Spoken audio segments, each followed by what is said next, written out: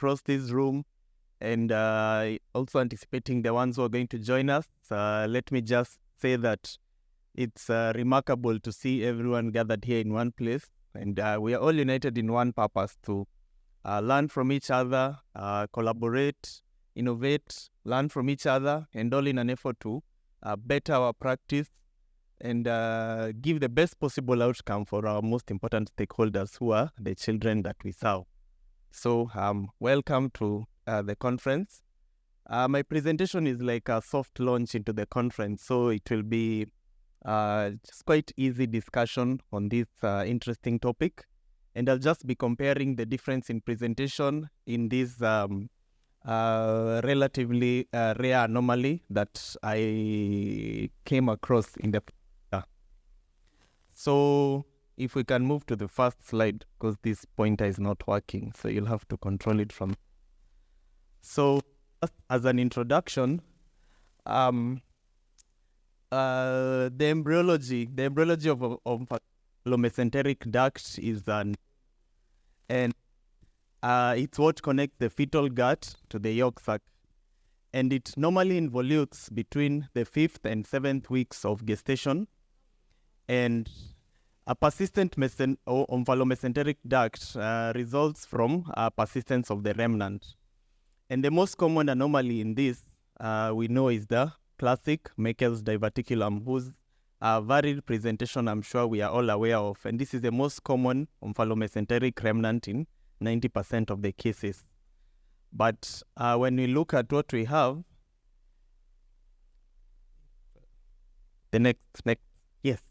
So the first case that I saw is a 4-month-old child who was brought in for surgical review because he had a mass that was present from the umbilicus, a mass present at the umbilicus straight from birth.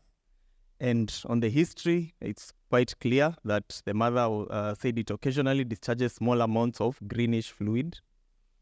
Apart from that, apart from that, the child had no pain or any other abdominal symptoms and was otherwise breastfeeding, growing and passing stool well. And of note is that because of the much more common presentation of umbilical granuloma, someone had seen this child and made that diagnosis and attempted chemical cauterization with silver nitrate, but the mass still persisted. So you can see from the next slide, that's what it appeared as. Quite a classical presentation. So you can see the pink, well-vascularized mass, actually red, protruding from the umbilicus, and of note, you can see there is a central punctum. It was not tender to palpation, and you can see the evidence of the discolored skin around the umbilicus from the prior chemical cauterization. So this is really a straightforward diagnosis for those who've been following the presentation, like Dr. Osiemo. What's the diagnosis here? Oh, okay. You are looking at me but not following. Okay. Yes, someone else who was following the presentation, Dr. Yvonne. Yes. So this is a patent omphallomesenteric fistula. And this was the finding at laparotomy. Again, it's very nice to have a picture that looks exactly like what you'd see in a surgical atlas. So you can see that is the you've dissected just around where it was exiting the umbilicus through the fascia. And then now you can see the connection to the terminal ileum. And as well, you can note the blood. There's a blood vessel there that you can see is coming from the mesenteric side end, going all the way across, running along the fistula, just as is presented in the picture. So for this child, we did a laparotomy with the excision of the patent omphallomesenteric duct. And just as for the surgery of a Meckel's diverticulum, you should divide the blood supply to the fistula and ligate it near its origin on the mesentery. And a section of ileum was also excised. So you don't just do a straight up fistulectomy, followed by repair by end-to-end anastomosis. And for this particular patient, I used the inverted omega skin incision, just like the one described for the protuberant umbilical hernias, because I wanted to get rid of all the discolored skin that had really been burnt by the silver nitrate. And after that, we were able to get a good skin reapproximation with the normal skin, and the child had an excellent cosmetic outcome. So that's the first case. The second case is that of a 9-year-old who was brought in with symptoms really of acute abdomen. So sudden onset of generalized abdominal pain, bilious vomiting, and abdominal distension. And this was of sudden onset because the child was previously well with no relevant past medical or surgical history. On examination, we found the child was sick looking and dehydrated because she had been vomiting, and she'd had a nasogastric tube inserted that was draining bilious fluid. The abdomen was distended, and it had generalized tenderness with guarding but no rigidity, and with no mass palpable, with increased and high-pitched bowel sounds, and digital rectal examination was unremarkable. So acute onset of intestinal obstruction, but no signs of any strangulation or peritonitis. So had these investigations done before presentation. So an abdominal ultrasound just was really non-diagnostic, just showed increased bowel gas, but normal solid intra-abdominal organs as well as pelvic viscera, a very important differential, especially in a female patient presenting with acute onset of pain. And X-ray was classical, so multiple dilated bowel loops with multiple air fluid levels as well as absence of gas in the large bowel.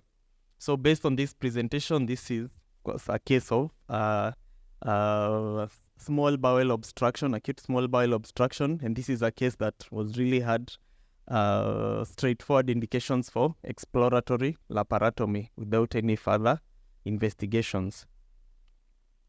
So these are the findings at laparotomy. Again, very nice to have an image that's exactly like that in a surgical atlas. So you can see the umbilicus. I've tried labeling the image. I hope it's clear. But you can see from the really the left hand, the top left corner, that's the umbilicus. Then the yellow line is the fibrous band that's connecting to the ileum, which I have labeled with a green line. And then now the blue line is really outlining a loop of bowel that is trapped under the fibrous cord. And this is what resulted in intestinal obstruction in this patient. So this is a diagnosis that we only made at laparotomy. We knew the patient had obstruction, but the cause of the obstruction was only apparent at laparotomy. So what we did, of course, you start by excising the fibrous cord and detoting the entrapped bowel. And for this patient, color and peristaltic activity resumed on detoting and packing with a warm saline pack.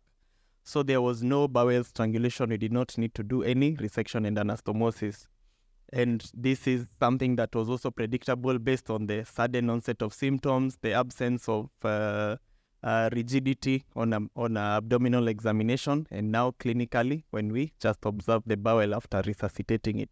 So basically after resecting the fibrous band, we closed up the abdomen, and the patient did very well thereafter in the postoperative period. So I picked these two cases just to show the spectrum of presentation of this pathology. These are all the other pathologies that may arise from a persistent omphallomesenteric duct. This is just a pictorial representation. So A is the classic Mekel's diverticulum, which we know about. B is if there is a Mekel's diverticulum, and you can see it still remains attached to the umbilicus with a small remnant of a fibrous cord. So it may be, of course, asymptomatic, or it may present because of either bowel knotting around the fibrous cord or presenting as a Mekel's diverticulum. C is what we had in the first child, so the young baby who had a patent umbilicoileal fistula. And in this case, you will see, first of all, the mass is much very well vascularized, so a very red mass, as opposed to the umbilical granuloma, which usually appears whitish or really pale pink, and the presence of the central punctum, which shows there is a lumen, unlike an umbilical granuloma. And it will also have a clear history of discharging bilious fluid. So a patent urachus will discharge clear or yellowish fluid, while an umbilicoileal fistula will really discharge small amounts of enteric contents. It may be difficult to distinguish between a patent urachus and an umbilicoileal fistula preoperatively, though. D is a cyst. So the omphallomesenteric duct has involuted both proximally and distally, but in the middle has remained patent. So you can have a persistence with a cyst. And E is if the omphallomesenteric duct involutes from the terminal ileum but does not completely involute on the umbilical end, and this remains as a sinus. This again will be apparent externally. And then F is what we had in the last patient, where there is just a fibrous cord, which usually remains asymptomatic unless it's a cause of intestinal obstruction due to internal herniation or a bowel loop getting caught around the cord. So in conclusion, so while the commonest omphallomesenteric duct abnormality is Meckel's diverticulum in over 90% of the ones who have persistence, but we know that this is not the full spectrum of the condition. And there are other rarer anomalies, such as a patent omphallomesenteric duct or umbilical sinuses or fibrous cord may present either in an obvious fashion. So that is the first child we saw in whom the diagnosis was made. It was a spot diagnosis in the clinic. Or it may present with another signs and symptoms that will not point towards the diagnosis directly, and the diagnosis is only made intraoperatively when you do the laparotomy. But for all omphallomesenteric remnants, excision results in cure. And that's the end of my presentation. These are my references. Thank you.